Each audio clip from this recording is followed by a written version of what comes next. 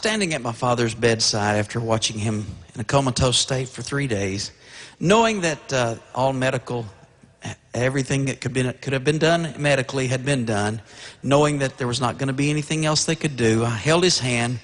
All of a sudden his eyes opened and he looked around the room, and they came to rest looking right into mine. With a big deep breath, he took a breath and he was gone. An uncle of mine said, "Eddie, you were the last thing he saw before he died." And I said, "No, I wasn't, Jerry." I said, "I don't know what he saw, but whatever it was so wonderful, it took his breath away." That's when God spoke to my heart and said, "Write this song." It took his breath away.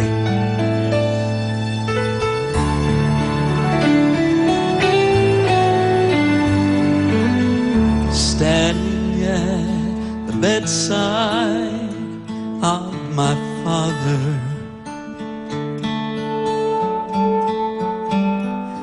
knowing that his life would soon be over, holding calloused hands, worn and weathered from his labor, but he'll never have to work anymore. We stood and watched as pain racked his body, and questioned how could he keep holding on. Then his eyes opened wide. He saw a land of paradise, and his Savior said, "My child, welcome home." When he saw Jesus, it took his breath away.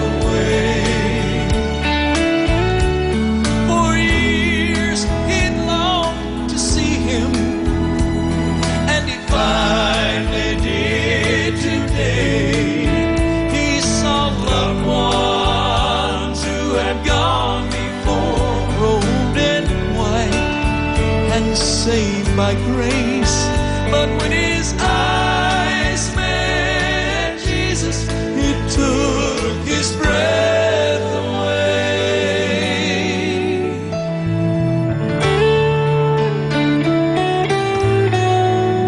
For years he'd seen the beauty in a sunrise and the brilliance of a rainbow painted sky. Oh, you'd often stand and marvel at the splendor of creation, and a newborn baby always made him smile. Oh, but when he looked across old Chilly Jordan, and he saw the pearly gates